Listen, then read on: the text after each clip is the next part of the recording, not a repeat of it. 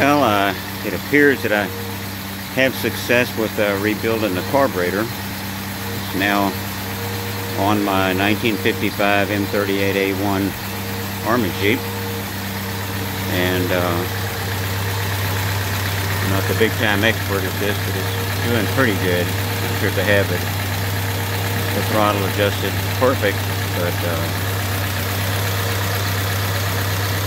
it's sounding good and started fairly easily.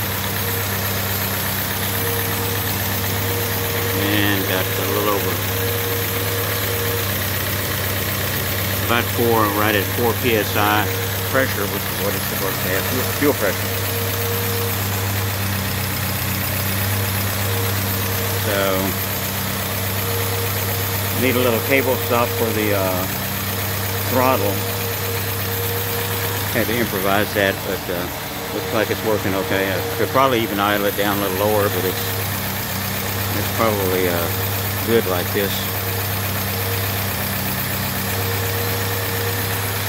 Another project almost done. I have already put new gas tank in it, sending unit, pickup tube,